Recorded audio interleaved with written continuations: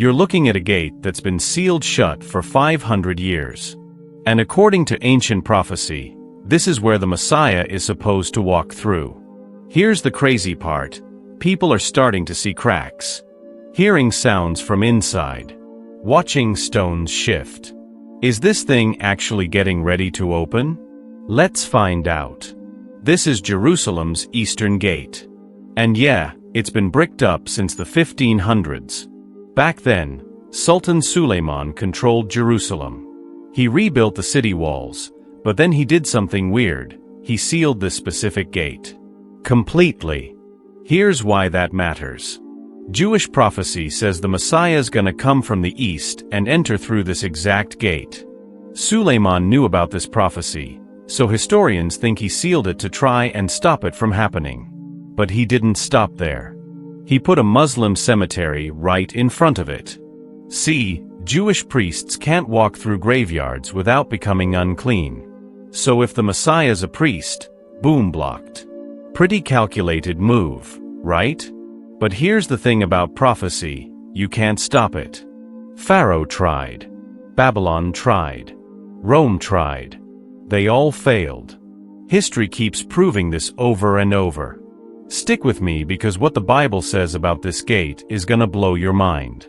The prophet Ezekiel had this vision while he was exiled in Babylon. He saw God's glory entering the temple from the east, through what he called the East Gate. That's Ezekiel 43.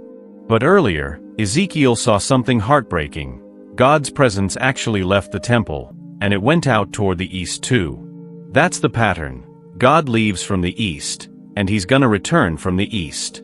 Now jump ahead to Jesus on Palm Sunday.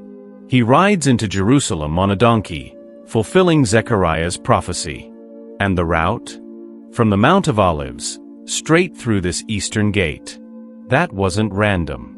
That was prophecy unfolding in real time.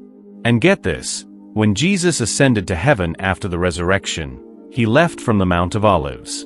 The angels told the disciples, he's coming back the same way. Acts chapter 1. Zechariah 14 says his feet will touch down on the Mount of Olives when he returns. So you've got this straight line, Mount of Olives, Valley, Eastern Gate.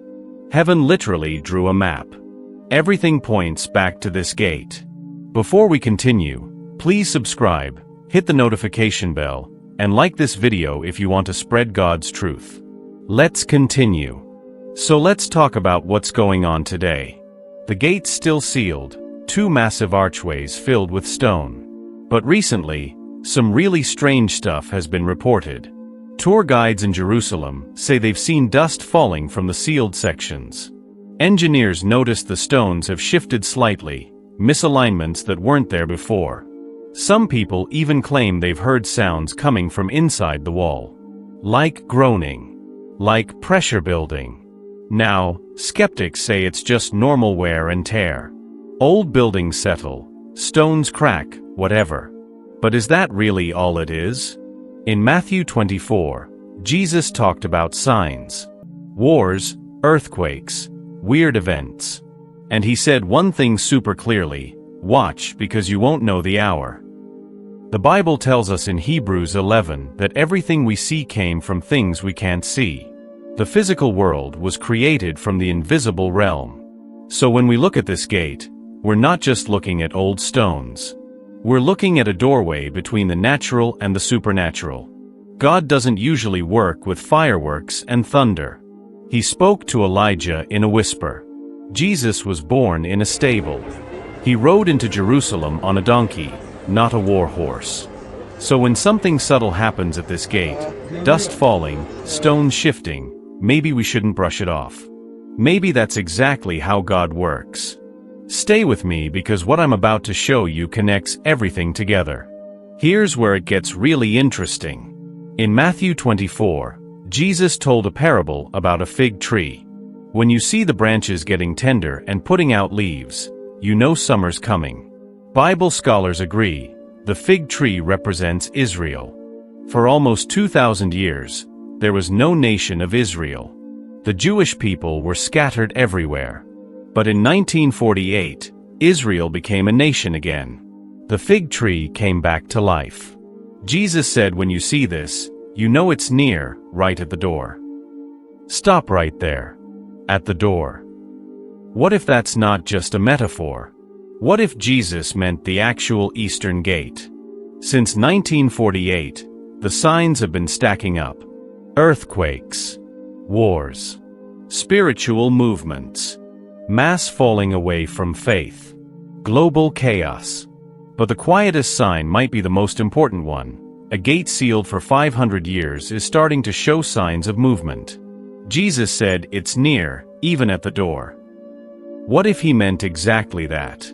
In the last few years, people from all over have been traveling to Jerusalem specifically to see this gate. Pastors, scholars, regular believers, they're reporting the same things. Vibrations in the ground near the gate. Dust falling on calm days with no wind. Sounds like groaning from behind the wall. These aren't conspiracy theorists. These are credible people giving consistent testimonies. The Bible talks about watchmen on the wall, in Isaiah 62. People who stay alert, who pay attention to Jerusalem, who don't dismiss every sign as coincidence. Could these modern witnesses be those watchmen? Jerusalem isn't just another ancient city. It's mentioned over 800 times in the Bible. Psalm 122 commands us to pray for Jerusalem. Why? Because it's ground zero for prophecy. If Jerusalem was central to Jesus' first coming, doesn't it make sense it'd be central to his return? A gate made of ancient stone, sealed for almost 500 years.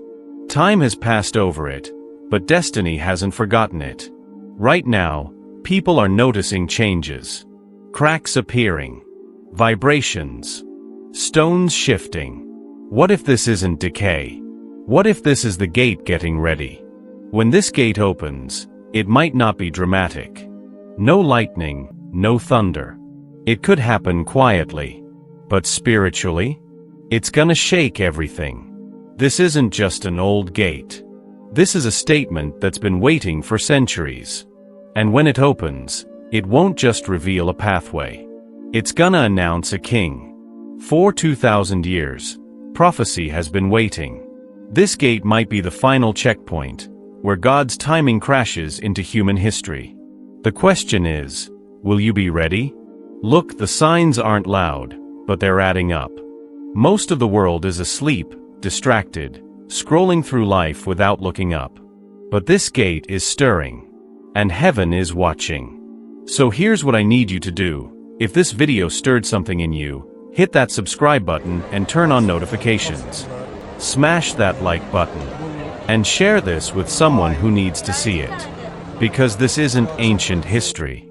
This might be happening right now, in our lifetime. The gate is sealed, but not forever. The king is coming, and the door is right there waiting. Stay watchful. I'll see you in the next one.